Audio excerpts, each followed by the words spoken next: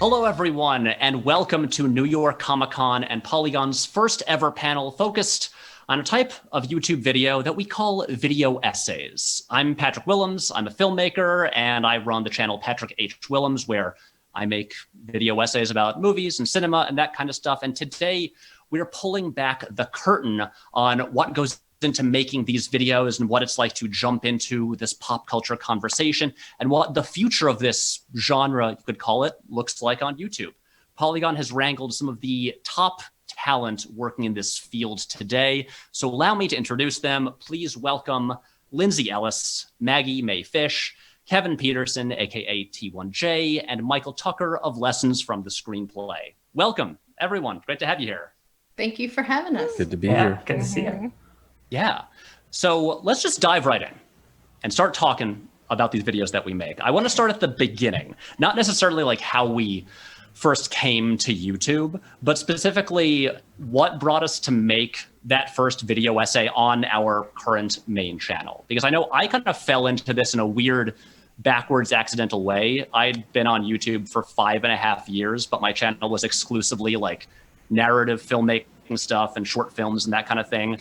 And then it was like in November 2016 that I just had to have a video out one week. And I thought, you know, I'll try making a video essay, those things that I watch. Like I've got a degree in cinema studies. Maybe I can do one of those. And since I'd spent the previous 4 years just ranting to my friends about my problems with the color grading in Marvel's movies, I was like, great, I'll just do one about that. I was positive no one would watch it and it would be a big failure because it was a boring topic. And as usual, I was very wrong because I'm terrible at predicting how things will do. And then I realized, I guess I have to make more of these.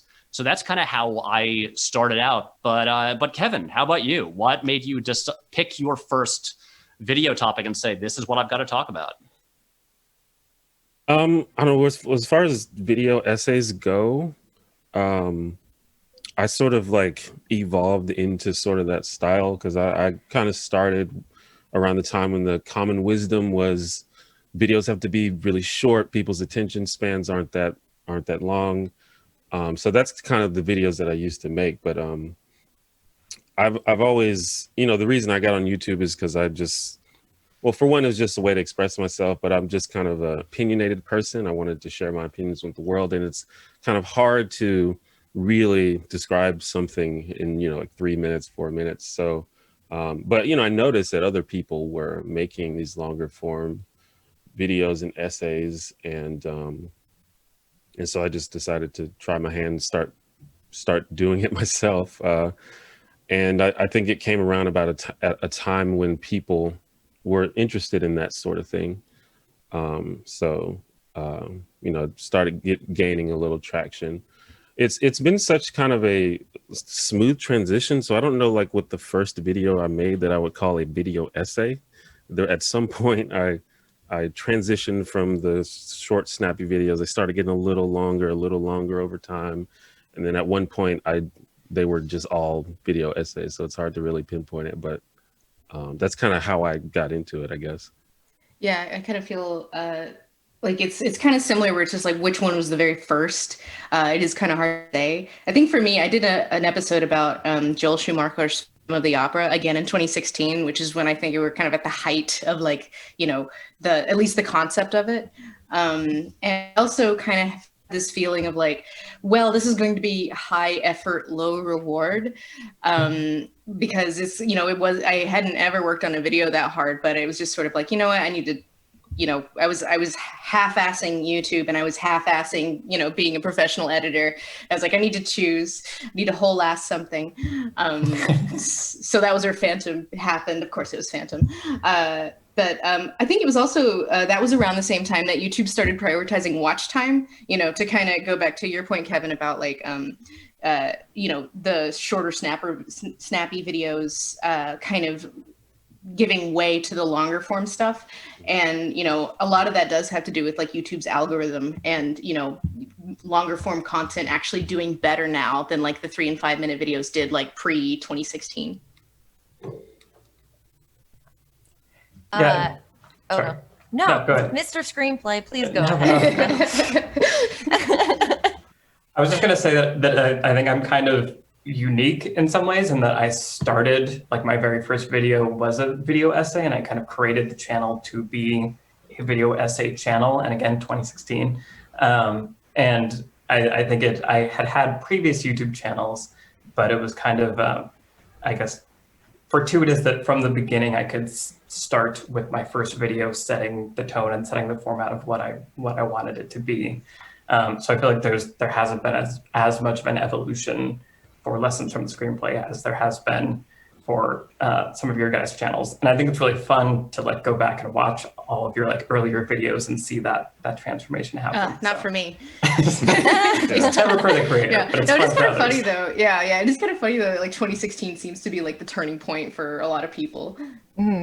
So Maggie, were you also 2016?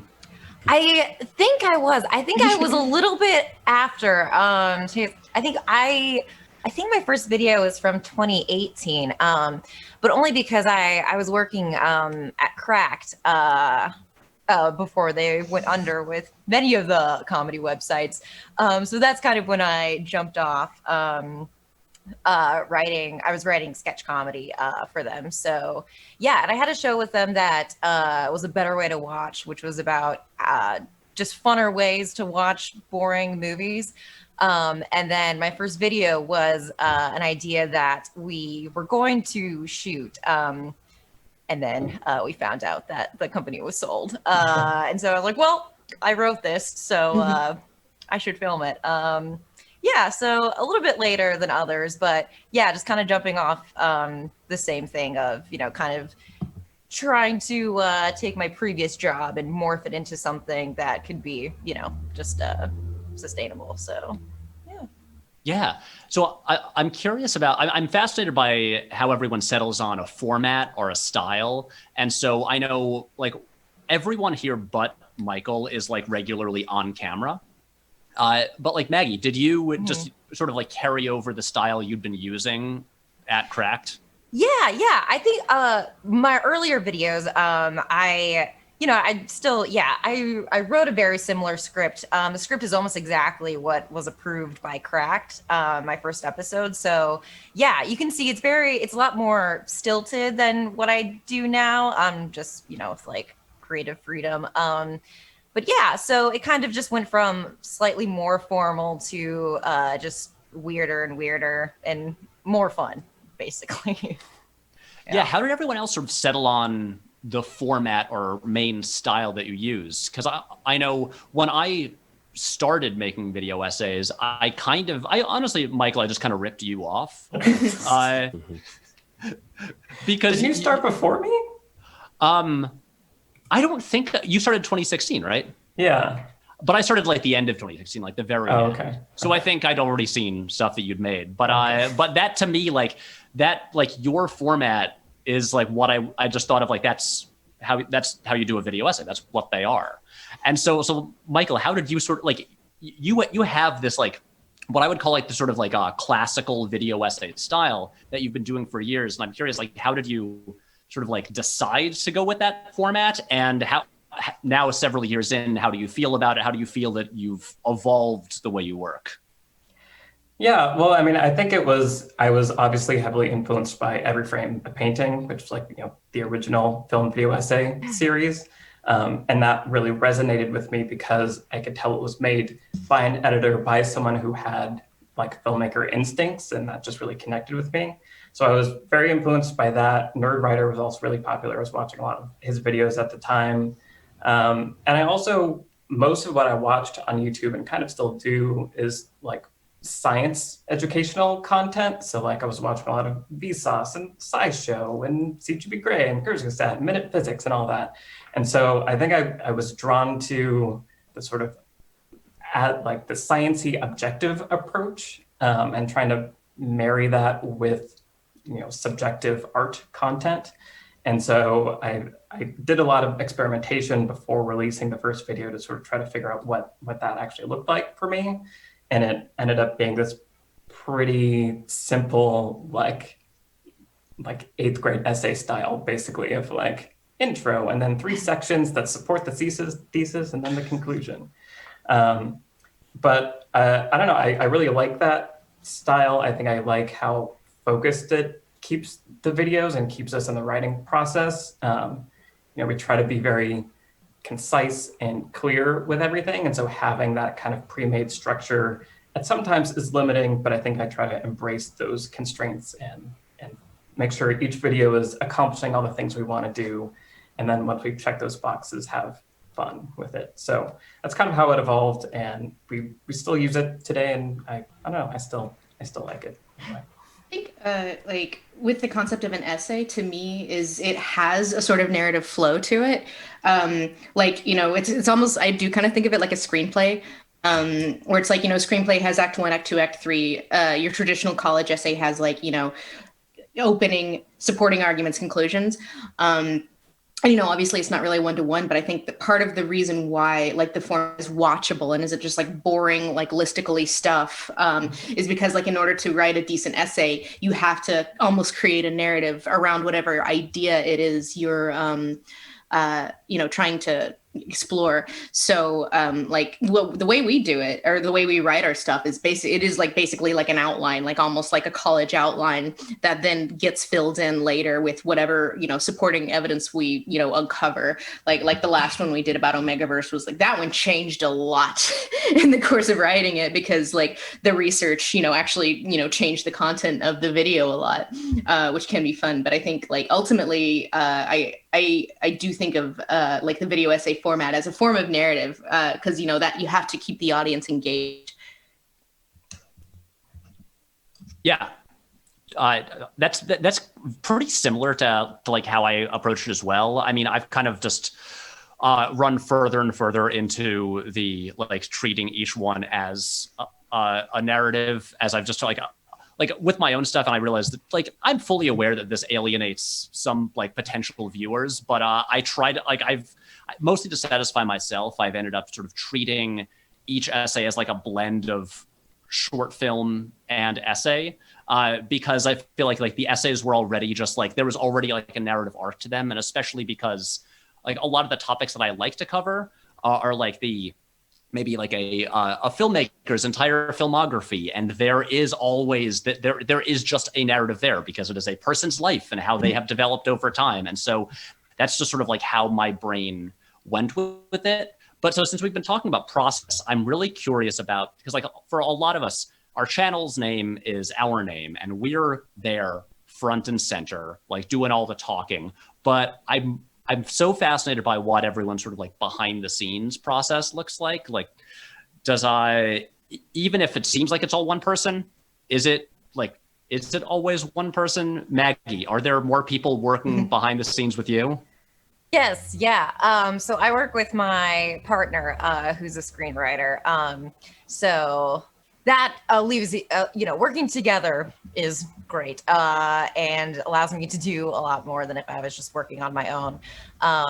So yeah, we have a writing process, where we do an outline, and all of our videos, we at least try to bend them in a similar way. Each video, the format tries to bend towards what the topic is, to keep things fun. But yes, we have writers meetings. I'll write a script, and then my partner will add facts, or vice versa. I'll add jokes to when they work on it.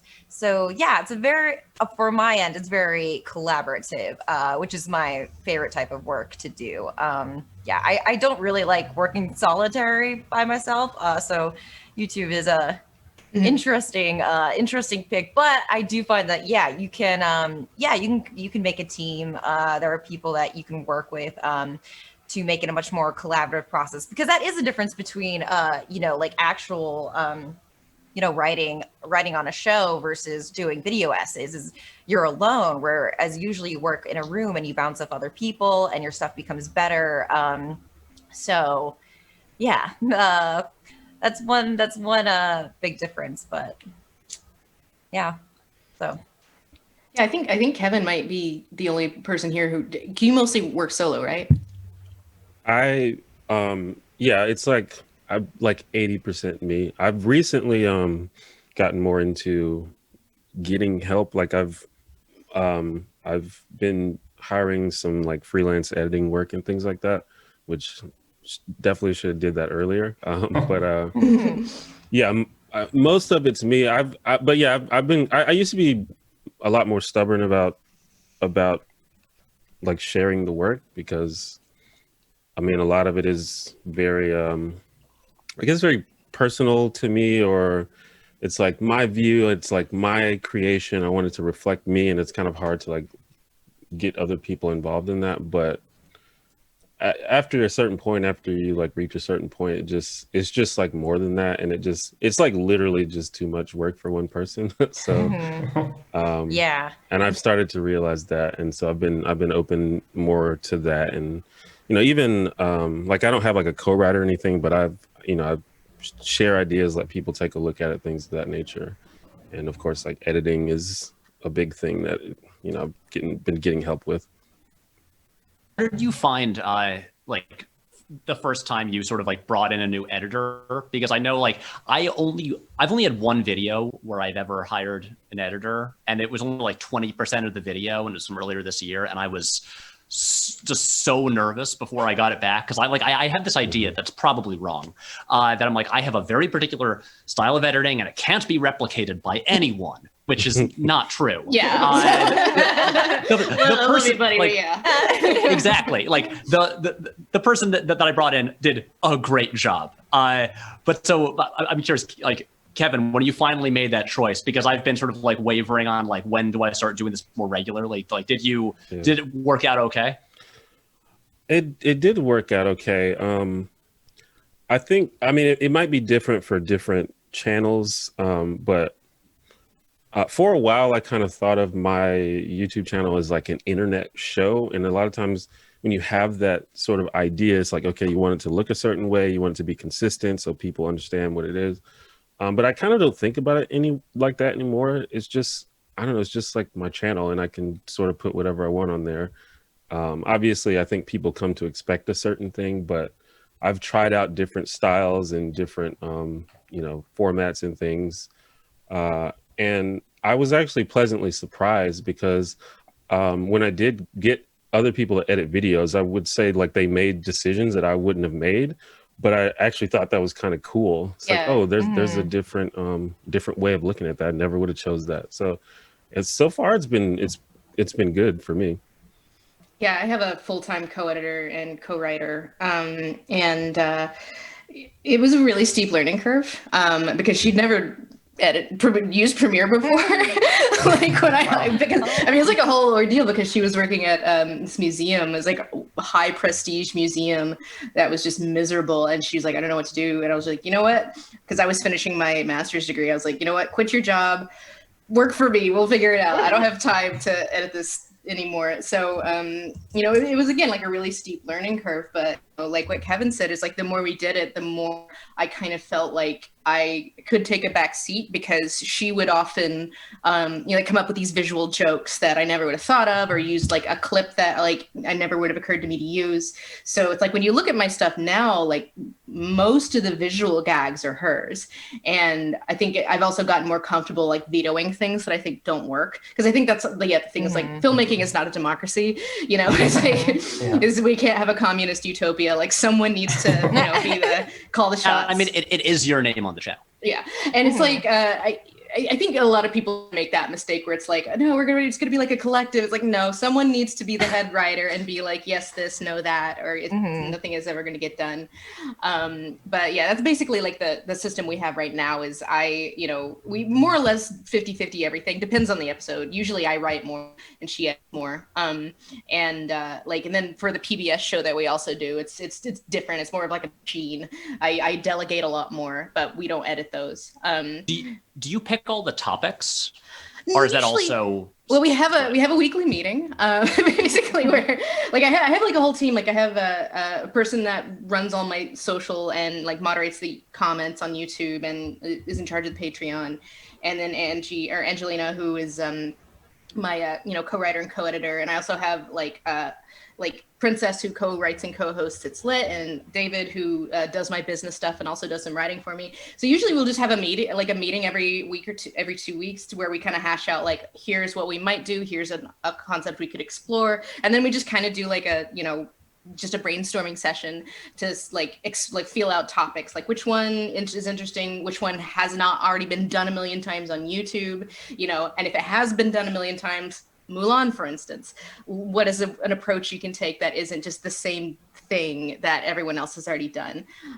So, you know, in that way, I find it a lot more helpful, and I kind of like, you know, I don't know how I ever really did it alone, like back in the before times, because I just feel a lot more secure having like multiple people saying that, like, yes, this is a good idea, or no, this is kind of boring, you know, and that's why it's also important for people you trust.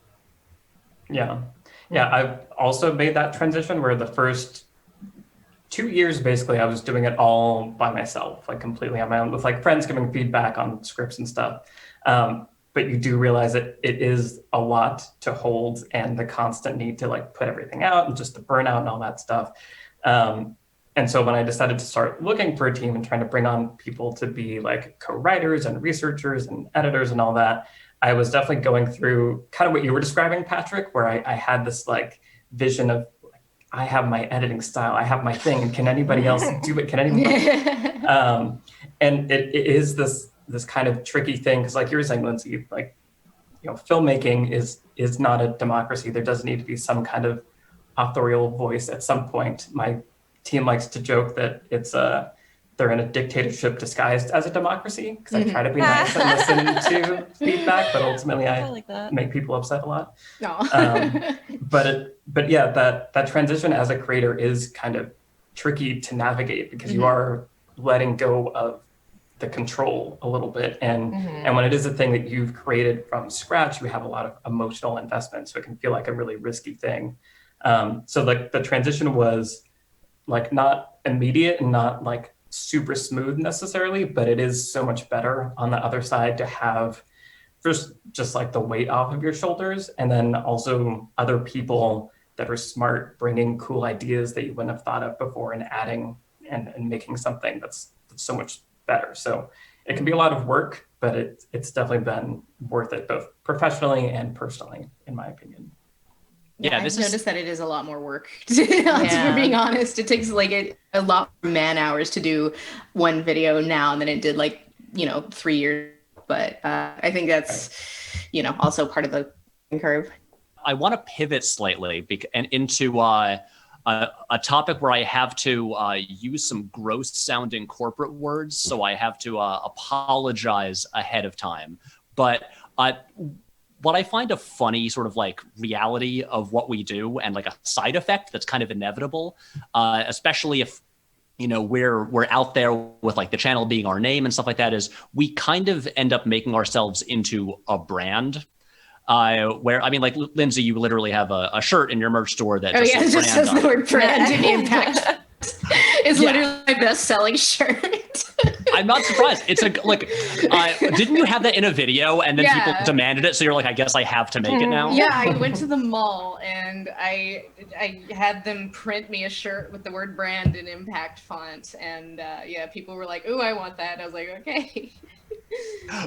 But the funny thing about this is, I feel like, just from you know, talking about pop culture and media, and like, you know, you make enough videos and people like figure out like, oh, these are their tastes and stuff like that, and these are the things they like to talk about, and this isn't a bad thing, but like at this point, like, my brand is, I am the guy who wears striped shirts and talks about Paddington and Mission Impossible, and that's fine. But like, Lindsay, you were mentioning that, you know, like your brand is like Phantom of the Opera and Disney and Cheesecake Factory. Every time Cheesecake Factory is in the news, my mentions just get like flooded, and it's kind of funny because I'm like, I genuinely think that Cheesecake Factory makes bad food. That's why I think it's funny. But it's, you know, it's kind of like to that branding thing where, I mean, like it's in a weird way kind of helpful, where it's just like, if you kind of attach yourself to something common-ish, and then whenever people see the thing, they're like, they think of you, like in a really cynical way, like that wasn't deliberate, but that is the result. And that is something that, like, you know,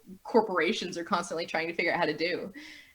Right. And I'm curious, and this is for everyone, but Lindsay, I wanted to start with you, because like, how much of this for all of us is accidental? How much did we sort of like cultivate this on our own? And also, is it limiting or is it beneficial? Because I know, Lindsay, we've talked before about how, you know, Disney is part of your brand, and so when a Disney remake comes out, right, people expect like, well, you got to talk about it, right? Yeah, well, the ironic thing was I was like, after last year, I did this last one about a year ago, and I was like, I'm so sick of this. I'm never talking about this again. And then this Mulan movie came out, and it's like, oh my God, you know, because it's like, well, you know, it's sort of like, okay, maybe I'll think about it. Because I've been talking with a writer who's from Hong Kong. She's like, do it. I'll help you write it. I'll write it for you. And I was like, well, but like, I think part of it was like allowing myself to have a personality, because you have to understand, like in this sort of like pre-Gamergate internet, like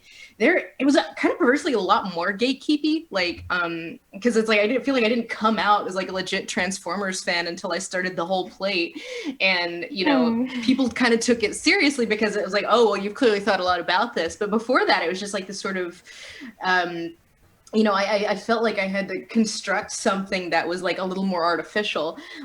So I think like the stuff that, because obviously like you, Patrick, have, you know, you like Mission Impossible. That's why you like have kind of, you know, you tweet about it and talk about it.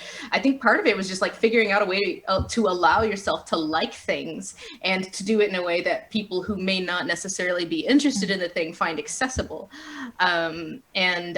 You know, and then just kind of just repeating that, and then eventually you have a brand, and it's like, you know, it is kind of simple, but like it works. It's like you kind of have to be a little memorable, or else you're just one of a million talking heads on YouTube.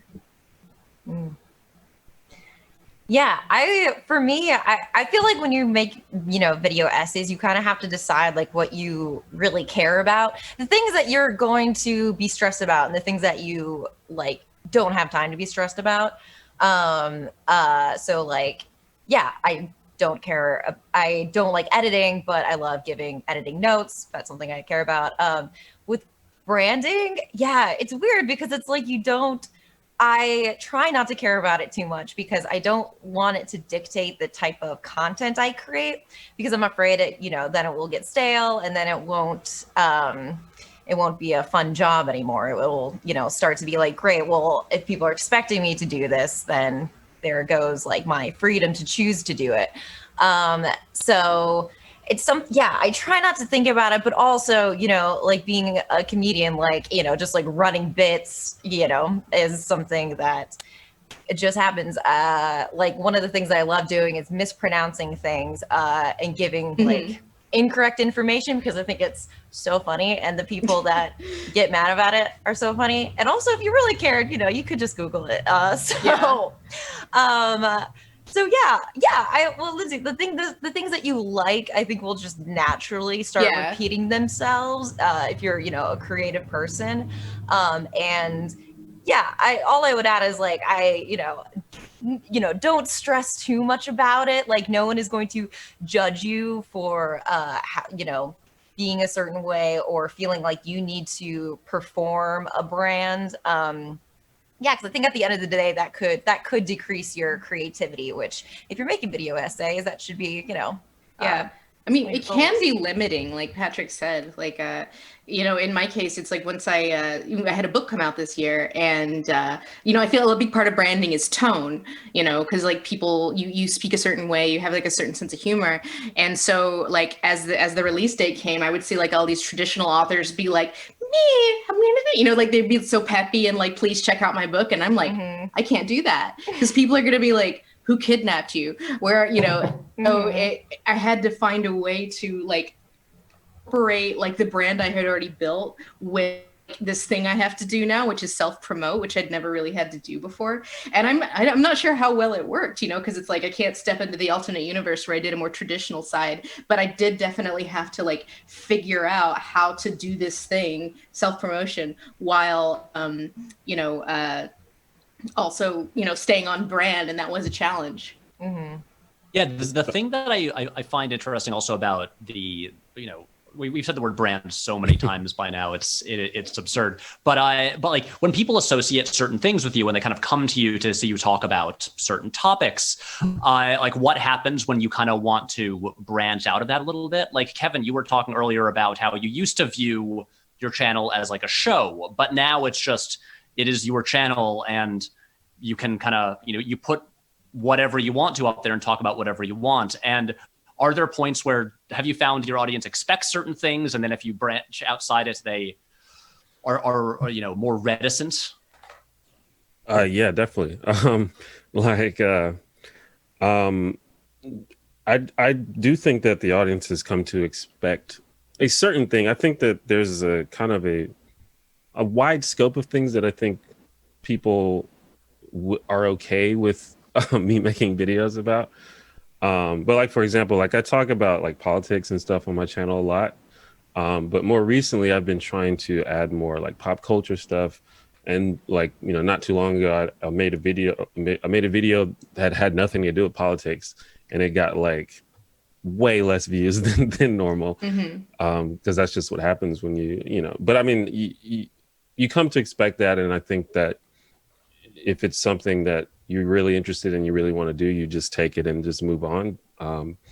But, even though I say that, there are things that I think are expected that are part of the brand that I do, and that I make sure to do because I think it's part of the brand. And to some extent, I kind of think it's cool that you get to sort of cultivate this brand or character or whatever, and you can kind of just make it how you want, because it's a little, sometimes it's hard to do that like for yourself as a real person, but for this person that you are on the internet, you can mold it a lot better. And I think that can be cool.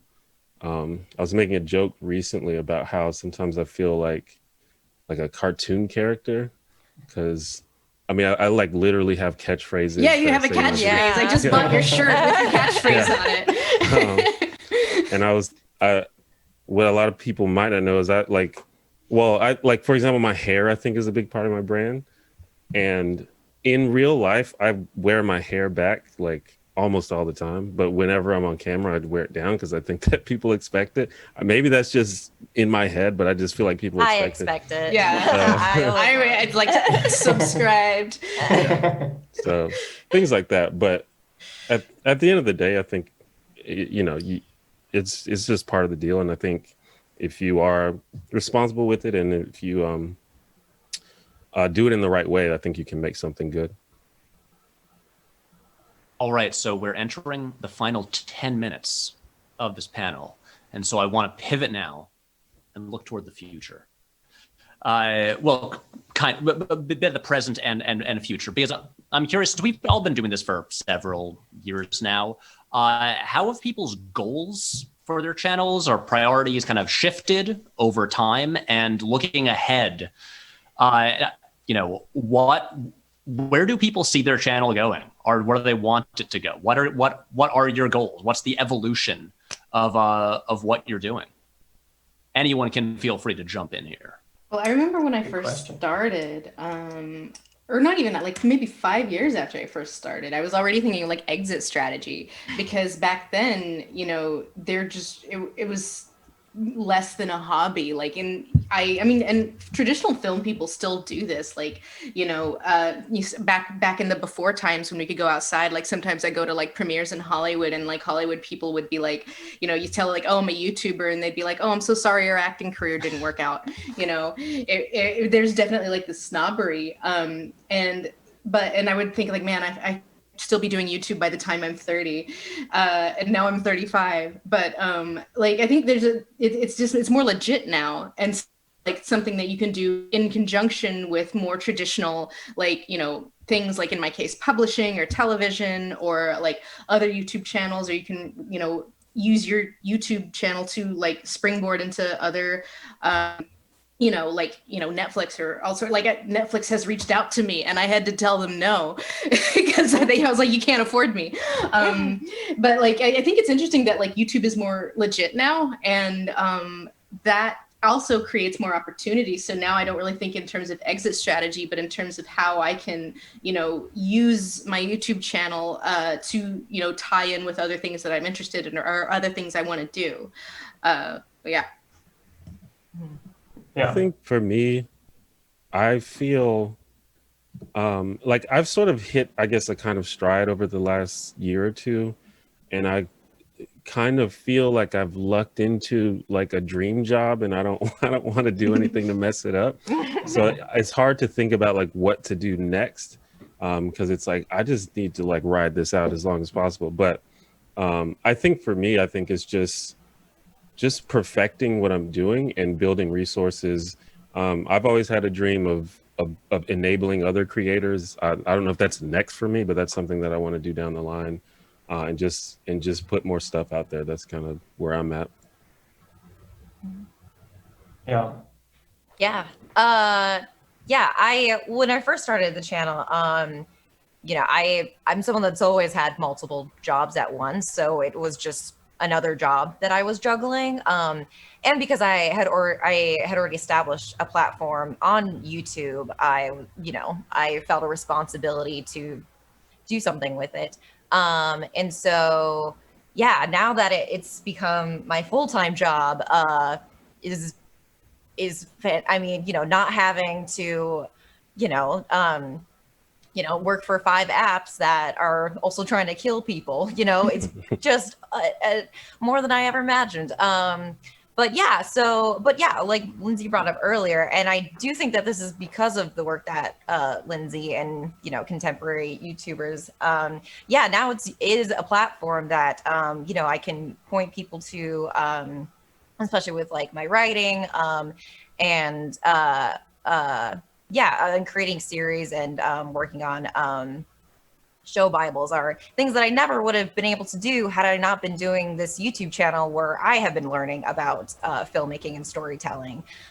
So it's such a mutually beneficial, I learn, I get better, I become a better writer. And also I get to talk about things that I think are really important and things that I want to see in the future in mainstream production. So it's YouTube is kind of like a hopeful throw to the future. Like, this is what I would love to see. And at the same time, I become a better creative by doing this work and having it be my full-time job, adjacent to the other things that I do in the entertainment industry. So, yeah. I was going to say, I think that's one of the really cool thing about being a film video essayist in particular is that it is honing skills that you can apply to other parts. And, I started my channel because I wanted to improve my screenwriting. And so it's been forcing me to learn a ton about screenwriting, which I ignored when I was in college, which was foolish. So like learning a lot and, getting to share that knowledge with people. And I feel like what's also cool is that it's, as you were saying, Lindsay, it's become more of a legitimate thing. And there are people in the film industry that have reached out to me and said, like, Will Smith is a YouTuber now. Well, there's Alison Bray's on YouTube. right? They're copying us.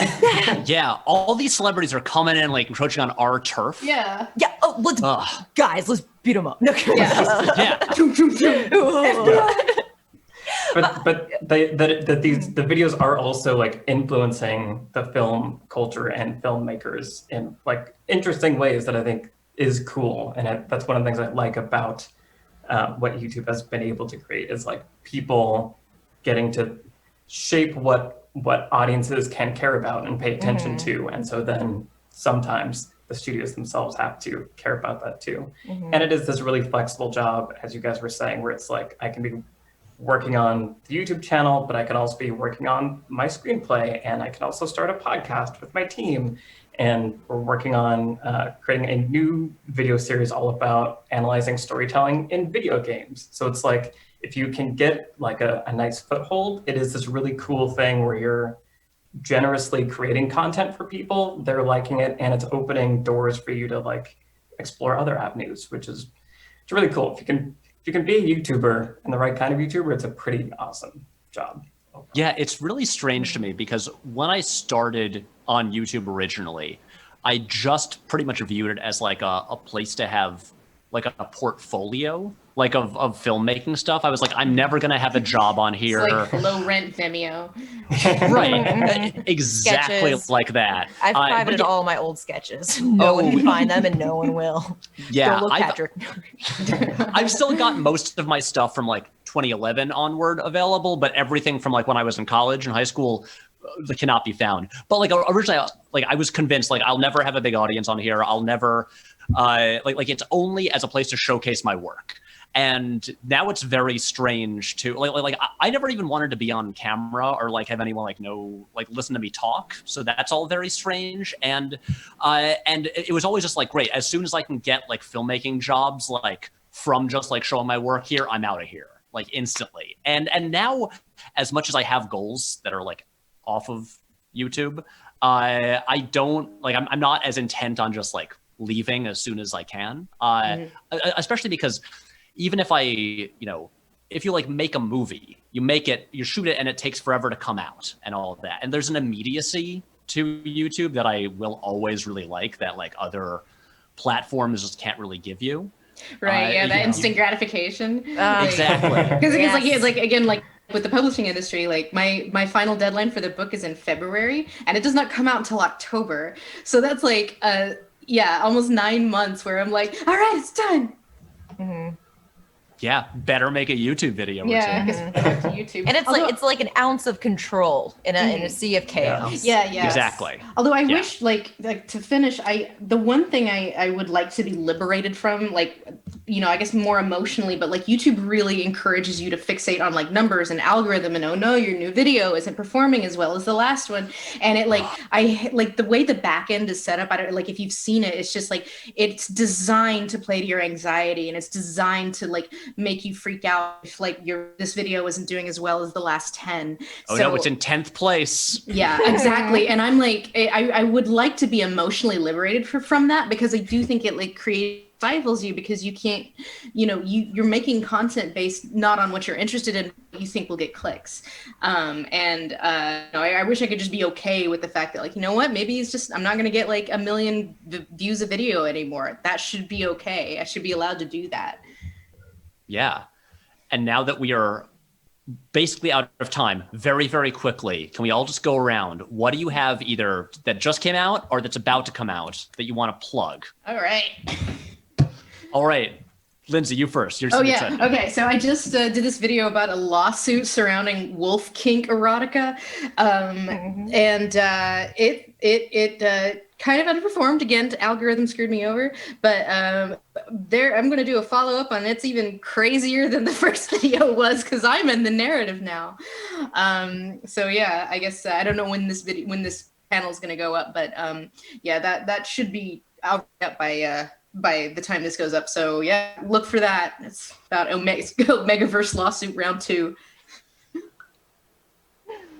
Awesome. Okay. Maggie, what's next?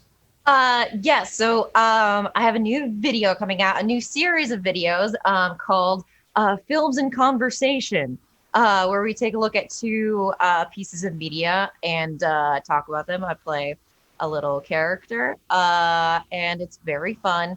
And I have a lot of fun episodes lined up for this particular series. So yeah, it should be out soon. Nice. Kevin, how about you? I've got just a little sort of opinion piece that should be coming out in a few days. It's just kind of exploring this idea that like a question I get a lot is basically like, how can I fix my family members that have bad opinions? And I always thought that was an interesting and weird question, and I just talk about that in the video. Nice. Michael?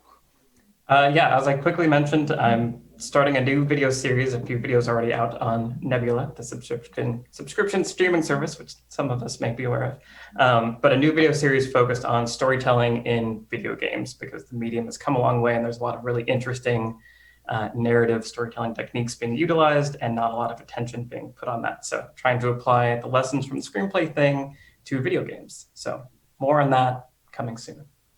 That's awesome. And I'm not sure actually when this panel comes out, and so but probably my latest video, which will just dropped. I am basically go on a journey through the wine and filmography of Francis Ford Coppola, because I bought 24 bottles of his wine. Nice. And it's been a really wild ride so far. And so that's my latest thing. But anyway, that is the end of the panel. I want to thank everyone for being here. Lindsay Ellis, Maggie Mae Fish, Kevin Peterson, aka T1J, Michael Tucker, aka Mr. Lessons from the Screenplay. I love all your work. It was a great pleasure to talk with you. Thanks so much for being here. And if everyone watching this, go subscribe to their channels, smash that like button. Had to say it just once. Click the bell. And that's it. That's a wrap. Thanks, everyone. Thank you all. Awesome. Thanks, Bye. Awesome.